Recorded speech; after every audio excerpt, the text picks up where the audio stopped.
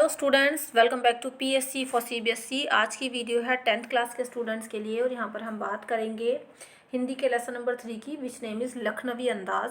सो इस लेसन के अंदर से जितने भी मोस्ट इंपॉर्टेंट क्वेश्चन है विद आंसर्स वो मैं आज की वीडियो में आपके साथ डिस्कस करने वाली हूँ। मेक श्योर वीडियो को लास्ट तक देखें, बिल्कुल स्किप ना करें। और इसके अलावा अगर आपने इस चैप्टर को अभी डिटेल में नहीं समझा है, अगर आपको इसकी स्टोरी नहीं पता है, सो स्टोरी जानने के लिए you can check out the description box. मैंने इसकी स्टोरी ऑलरेडी कवर करा दी है। सो काफ़ी अच्छे से मैंने स्टोरी को एक्सप्लेन किया है। डिस्क्रिप्शन बॉक्स के थ्रू जाकर आप इसकी स्टोरी को समझ सकते हैं। और वीडियो अगर आपको पसंद आए तो प्लीज़ इसको एक छोटा सा लाइक करें, अपने सभी कच्चे और पक्के फ्रेंड्स के साथ इसको शेयर करें। बाकी चैनल पर न्यू हैं तो सभी लेटेस्ट अपडेट्स के लिए एंड सब्जेक्ट्स रिलेटेड वीडियोज़ के लिए do subscribe it. So let's get started now. कहीं भी कोई डाउट है so you can do comment in the comment section. So लखनवी अंदाज लेसन की बात करेंगे इसकी, तो हमारा जो फर्स्ट क्वेश्चन है वो आप लोग देख सकते हैं, ये रहा। लेखक को नवाब साहब के किन हाव भावों से ये महसूस हुआ कि वे उनसे बातचीत करने के लिए तनिक भी उत्सुक नहीं हैं। तो देखो, जब लेखक सेकंड क्लास के उसी डिब्बे में घुसा जिसमें नवाब साहब एक बर्थ पर पालथी मारे बैठे थे, तो लेखक के इस प्रकार अचानक से आ जाने से नवाब साहब की आंखों में एकांत चिंतन में असंतोष दिखाई दिया।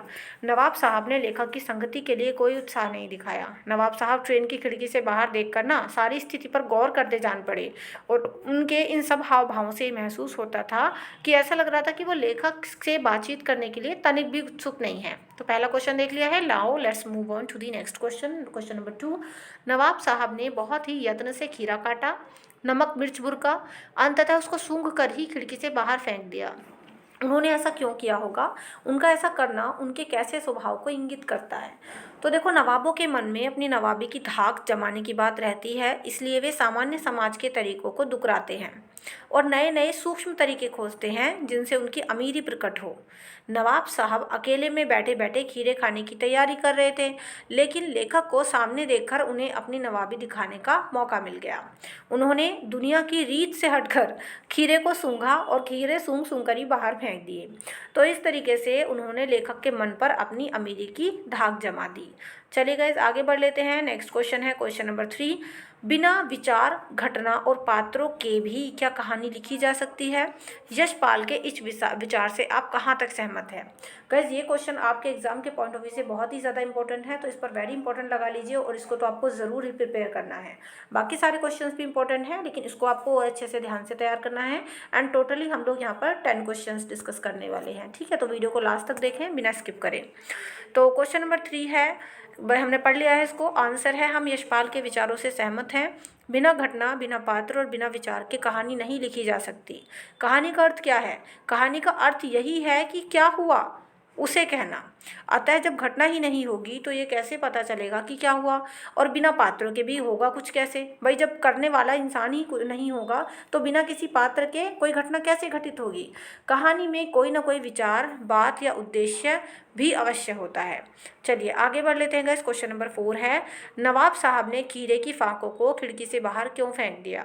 तो नवाब साहब ने पहले तो बहुत यत्नपूर्वक, बड़ी मेहनत से खीरे को काट कर उसकी फाकें बनाई, फिर उन पर उन्होंने नमक मिर्ची बुरकी, ठीक है, छिड़का, नमक मिर्च छिड़का और उनकी ओर सतरक्षण आंखों से देखा। इसके बाद वे खीरे की एक एक फाक को होठों तक ले गए, उन्हें सूंघा और फिर उन्हें खिड़की के बाहर फेंक दिया। शायद उन्होंने अपनी नवाबी खानदानी तहजीब और नज़ाकत को दिखाने के लिए ऐसा किया, मानो उनके लिए सूंघना ही काफ़ी था, इसलिए सूंघ सूंघ कर ही बाहर फेंक दिया अपनी नवाबी दिखाने के लिए। नेक्स्ट क्वेश्चन है गाइस, क्वेश्चन नंबर 5। लेखक के अनुसार नवाब साहब ने सेकंड क्लास का टिकट क्यों खरीदा? बताओ। तो आंसर है, नवाब साहब ने बिल्कुल अकेले यात्रा करने के लिए और किफ़ायत करने के विचार से, ये सोचा कि अकेले यात्रा करूंगा, आराम से जाऊंगा, तो उस ऐसे विचार से सेकंड क्लास का टिकट खरीदा। उन्हें यह कतई उम्मीद न थी कि उस डिब्बे में अन्य कोई सफ़ेदपोश व्यक्ति भी होगा। चलिए गाइस, क्वेश्चन नंबर 6 देख लेते हैं। क्वेश्चन नंबर 6 है, नवाब साहब ने खीरा खाने के लिए जो तैयारी की उसका उल्लेख आप लखनवी अंदाज इस पाठ के आधार पर करिए। तो देखो, नवाब साहब ने खीरों को धोया और तौलिए से पूछा, फिर दोनों खीरों के सिर काटकर और गोद कर उनका झाग निकाल दिया। इसके बाद उन्होंने काटकर बड़े करीने के साथ खीरों की फांकों को जीरा मिलाकर और नमक, मतलब जो जिस जीरे में नमक मिला था ना, वो जीरा मिला नमक और लाल मिर्च की सुर्खी बुरक दी। इसके बाद खीरे की फांक को उठाकर होठों तक ले गए और उसे सूंघा। स्वाद के आनंद में उनकी पलकें मूंद गई, मतलब बिल्कुल आंख मीच के आराम से स्वाद ले रहे थे, मुंह में पानी भी भर आया। इसके बाद नवाब साहब ने फांक को खिड़की के बाहर फेंक दिया। बाकी फांकों के साथ भी उन्होंने सेम ऐसा ही किया। तो इस तैयारी भी की, लेकिन फिर उनको फेंक भी दिया नवाब साहब ने, क्योंकि उनको अपनी नवाबी दिखानी थी। नेक्स्ट क्वेश्चन है गाइस, क्वेश्चन नंबर 7, जो कि है लखनवी अंदाज पाठ में निहित व्यंग्यात्मक संदेश। मतलब इस पाठ में व्यंग्य क्या है वो आपको बताना है। बहुत ध्यान से पढ़िएगा इस क्वेश्चन को, अच्छे से प्रिपेयर करिए, ये भी एग्जाम के पॉइंट ऑफ व्यू से काफ़ी इंपॉर्टेंट है। तो देखो, इस व्यंग्य पाठ में लेखक का संदेश ये है कि वास्तविकता की अनदेखी करके बनावटी जीवन नहीं जिया जाए और नहीं जिया जा भी सकता। आज के समय में भी ऐसी परजीवी संस्कृति को देखा जा सकता है। इस कहानी में लेखक ने पतनशील सामंती वर्ग पर कटाक्ष किया है। केवल गंध के सहारे पेट नहीं भरा जा सकता। जो लोग केवल दिखावा करते हैं वे अवास्तविक जीवन जीते हैं, मतलब उनका रियलिटी से कोई लेना देना नहीं होता। इस व्यंग्य पाठ का दूसरा संदेश ये है कि कहानी के लिए कोई ना कोई घटना या कथा का होना जरूरी है। इसके साथ साथ पात्र एवं विचार भी जरूरी हैं। इसके बिना कहानी निरर्थक, यानी उसका कोई अर्थ ही नहीं होता किसी कहानी का। नेक्स्ट क्वेश्चन है guys, question number 8। Question number 8 है लखनवी अंदाज पाठ के नवाब साहब वास्तव में पतनशील सामंती वर्ग के जीते जागते उदाहरण हैं। ठीक है, पतनशील समाज को प्रदर्शित करते हैं नवाब साहब इस लेसन के अंदर, तो स्पष्ट करना है, टिप्पणी कीजिए आप इस पर। तो देखो, लखनवी अंदाज पाठ के नवाब साहब वास्तव में पतनशील सामंती वर्ग के जीते जागते उदाहरण हैं। इस वर्ग के अंतर्गत आने वाले व्यक्ति कैसे होते हैं? बनावटी जीवन जीते हैं।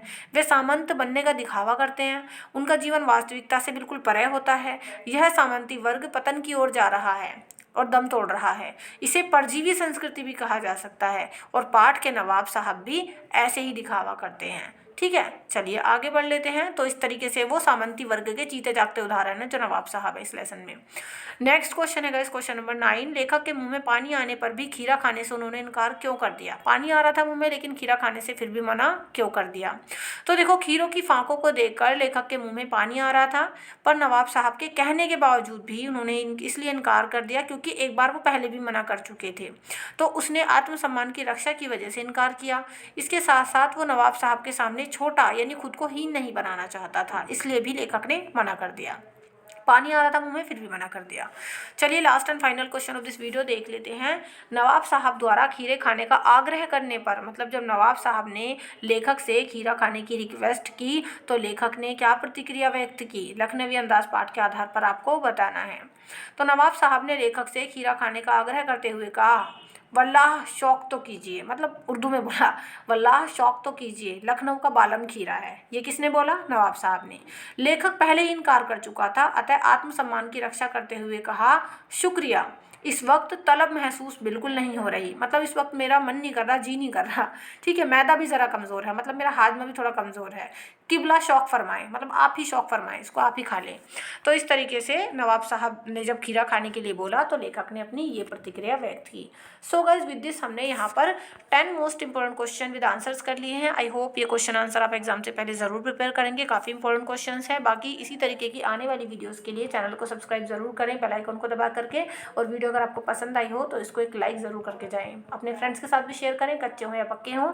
और कहीं भी कोई डाउट है, कोई भी सजेशन है तो आप मुझे कमेंट करके भी बता सकते हैं। अदर सब्जेक्ट्स की प्रिपरेशन के लिए चेकआउट द अदर प्लेलिस्ट, काफ़ी सारे सब्जेक्ट्स आप लोग के चल रहे हैं, तो वहाँ से आप अपनी अदर सब्जेक्ट की तैयारी भी कर सकते हैं। चलिए, do like, share, comment and subscribe. Next video में मिलते हैं। So till then, next video में मिलेंगे। अभी अच्छे से नेक्स्ट चैप्टर हम प्रिपेयर करेंगे उसमें। चलिए, thank you so much and good bye.